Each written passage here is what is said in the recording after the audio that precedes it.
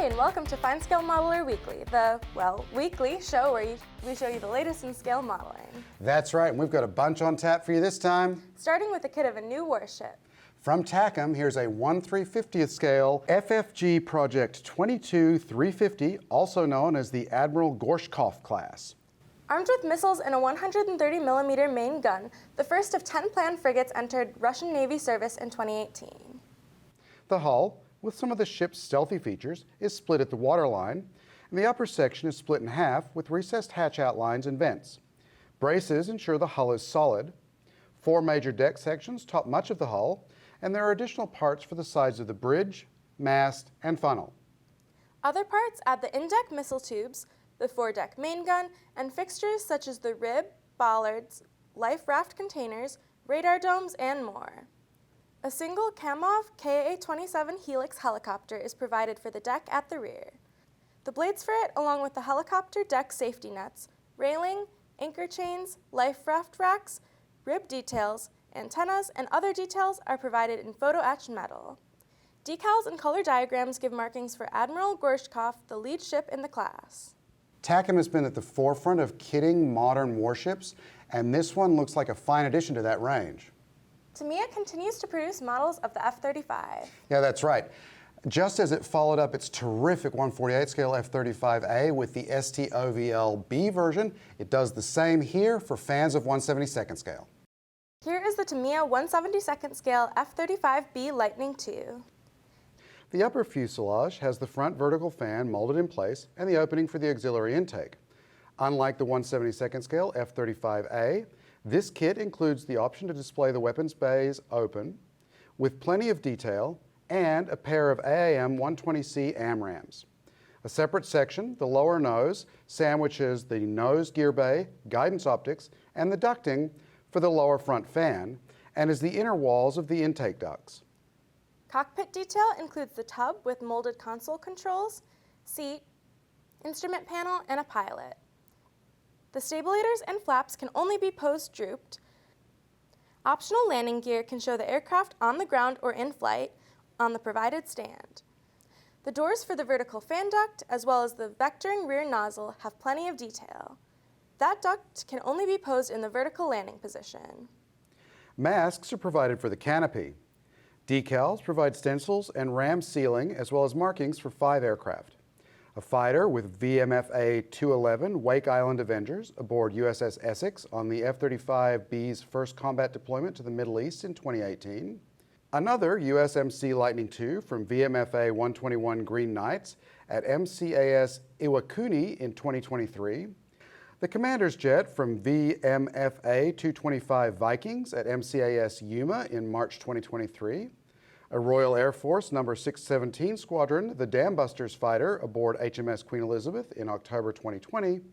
And finally, an F-35B from the Italian Navy's 4th Carrier Air Group aboard ITS Cavour in May 2023. We've looked at a lot of F-35 kits over the years, and this is as good as it gets. Without a doubt. About a year ago, we looked at an ICM kit that included a cargo truck version of our next kit. ICM's 1/35th scale FWD Type B ammunition truck. The World War I truck kit features a detailed Wisconsin 4-cylinder engine behind the logo emblazoned radiator, powering the front and rear axles, including brakes. There's the open cab. Other underside details include leaf springs, drive shafts, steering, exhaust, and more.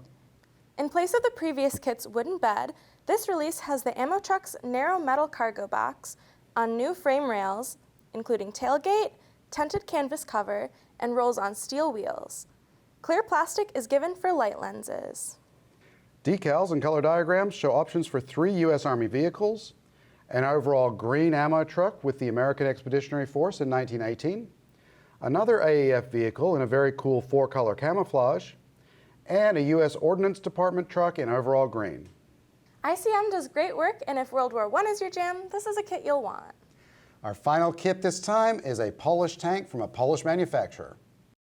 It's a 1/35th scale 7TP tank, the single turret version from IBG.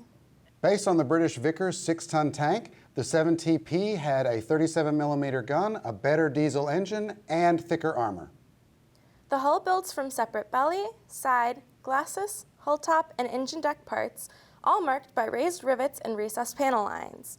The fenders are separate, as are the hatches. Those can be posed open to reveal the pretty complete interior, including the engine with plumbing, radiators with intakes, exhausts and manifolds, plumbing, transmission, and drive shaft housing. The fighting compartment has the driver's seat and controls, fuel tank, and 80 ready rounds, and a photo-etched metal rack. The fret also supplies engine screens, control details, fender brackets, and grab handles. The bogies feature separate springs, and road wheels, idlers, sprockets, and return rollers, along with Lincoln length track, finish the running gear. The turret is also detailed inside with the commander's and loader seats, radios, turret controls and sights, and the breech of the gun, which is molded as a single part with an open muzzle. Clear plastic is used for the light lenses, decals provide instrument panel details, and the color diagrams show a single option for a Polish tank in September 1939. This is a detailed and sharp kit of a neat early World War II tank. Look for reviews of it and the F-35B at FineScale.com. While you're there, stop by CombatHobbyStore.com and pick up an attractive apron like this. FineScale Modeler Weekly is brought to you by Hobby Zone USA, your source for hobby storage solutions, hard-to-find hobby tools, and aftermarket modeling needs. Recently, I've had a number of you write in, either through comments or email, asking me about what I had for applying decals at my workbench. Now, we've done Scale Model Basics about applying decals. You can find that video in the link below. We also did a tooling around about two-part setting solutions for decals. You can find a link to that video in the link below. However, here I am, and I'm going to go specifically through the tools that I have at the workbench that I use for decals. So let's just start with, oh, wait, you remember the scissors? That's right, we did a special section in tooling around about scissors, and here are my scissors, and I haven't changed them out. They're still these very sharp, very maneuverable Fiskars. That's my go-to scissors for decals. These are the tweezers that I use for holding decals in water. It's a Craft Tools Tamiya set of tweezers. They've got nice broad blunt end here that is really nice for holding decals while putting them in the water. Now, speaking of water, I have this mug. Some of you might recognize that logo. This is the mug that I use for applying decals. I put nice warm water in that mug. Now, something that I don't have at my workbench, but boy, I've been thinking about it because over the years I've heard so many of you use them, and that is a mug warmer. And I have looked online for mug warmers, and you can get a bunch of different varieties. I haven't found a battery-powered mug warmer, which is what I would like to have because I don't like having a lot of cords at my workbench. But I have found that there are USB-powered mug warmers, and I'm going to give one of those a shot. But just to keep my water warm, still, I just, once it gets cool to the touch, I just dump it out and go get some more warm water and put back in there. I don't use anything special. I don't have any of these specialized decal trays or anything like that. I just use the mug. Then I also have paper towel at my workbench all the time when I'm placing decals, because then once I'm done with having the decal in the water, I will go ahead and put it on the paper towel, let it wick off any excess water, and just let the moisture that's there work on the glue that's backing the decal. Now, for decal placement, I have turned to these guys, anti-static tweezers. And if you've heard my stories about actually watching decals stand up on off the decal paper and then leap from the decal paper to the model, this is why I've now gone to the anti-static tweezers. For help placing decals on the model, I have a number 2 pointy brush. I also have some tightly wound cotton swabs, and I also keep toothpicks close at hand. Those are just helping me position the decal once I've moved it in. If the decal gets sucked down too much to the model, you can always take the brush, put it in the water, and apply more water around that decal, try and help float it back up so that it's more maneuverable while on the model. Then I also have a sharp number 11 blade, because sometimes you get little bubbles and you're going to want to pop those, and a nice number 11 blade helps do that so that those decals settle down. Finally, I have microset and microsol. We've gone over two-part setting solutions. We've gone over just setting solutions in the past. I prefer microset and microsol, but whatever setting solutions that you like best, keep them close at hand. And those will just help those decals settle down nicely on your finished model. Finally, all of this matters not one whit if you don't have the decals to put on the model. Do you like what you see here and want more? Subscribe to FineScale Modeler magazine. You'll get 6 issues a year crammed with how-to stories from some of the best modelers around the world. Go to finescale.com/YouTube for a special offer for YouTube viewers like you.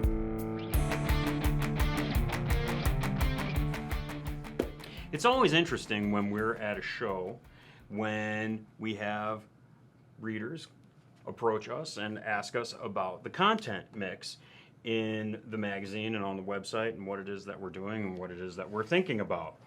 And we just thought, it would be, while we have these individual conversations, right, that would be interesting for us to just go ahead and talk to all of you about what it is that we're thinking about when we're sort of steering the ship for FSM. So one of the first things that we need to sort of talk about is that there is how should we say it? There's the universe of stories that we get, right?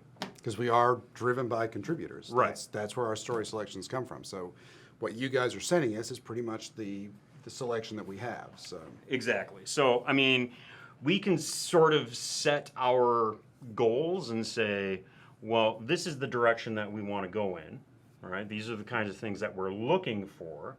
But and I'm just going to use a very lopsided example, but if, let's say, we get 90% aircraft stories, right, for a year, and the rest of the 10% is spread out through all the rest of that, then that is us going, okay, well, we're going to be reading through a lot of aircraft stories, and a lot of those aircraft stories could be good, but they may not necessarily fit what it is that we're looking for, right? For that year's editorial calendar.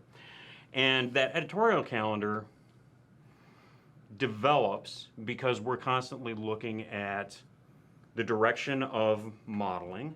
We're also constantly looking at what the direction of the brand is and where the audience is, not only at right now, but where it's going to be in a year, 2 years, 3 years from now. We have to always be looking forward at where are we going, right? So we're constantly sort of looking at that and judging and seeing where industry leaders are taking the hobby and where we kind of need to be. Right. So we're trying to follow that. We're also, in some degree, trying to lead FSM down that road at the same time, so that we're in that thing, because we like to be cheerleaders for the hobby as much as anything.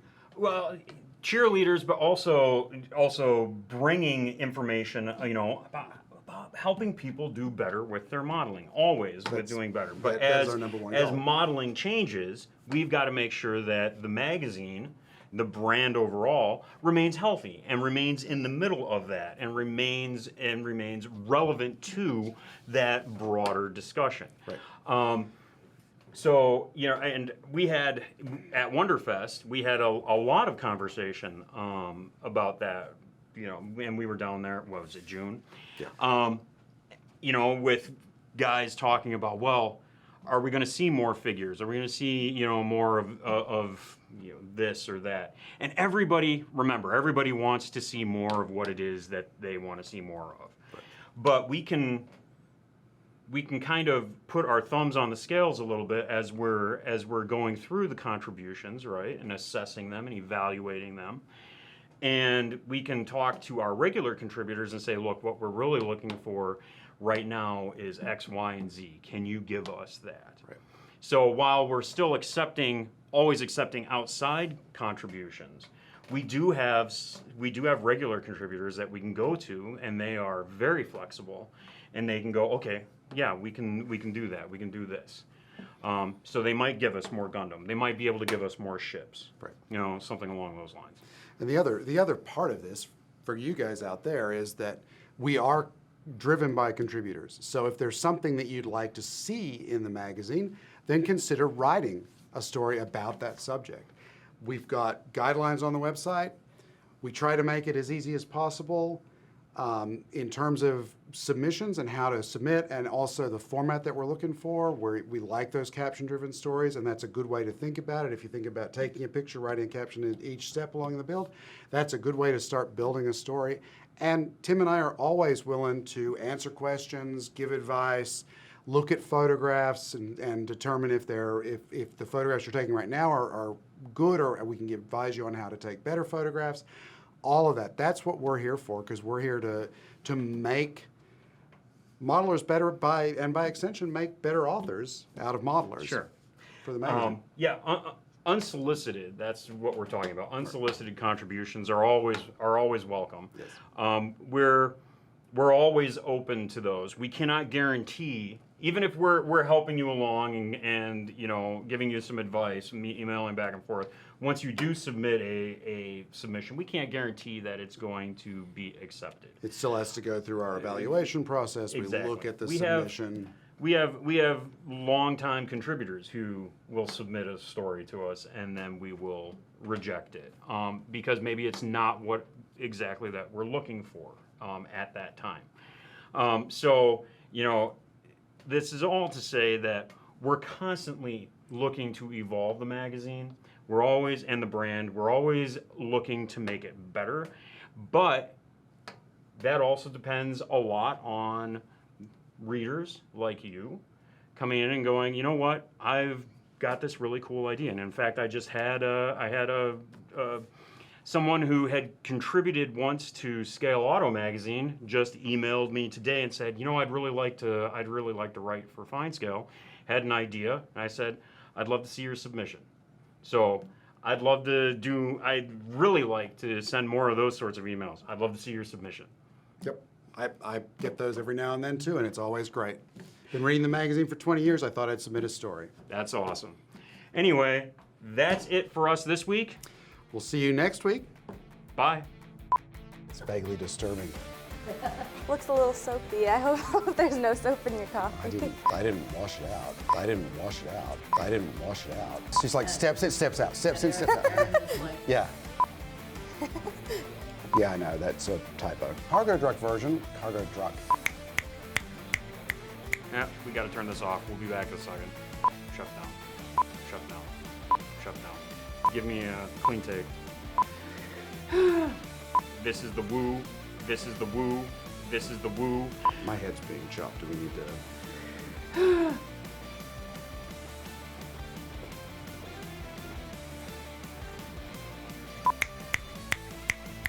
Yeah, we gotta turn this off. We'll be back in a second. Shut down.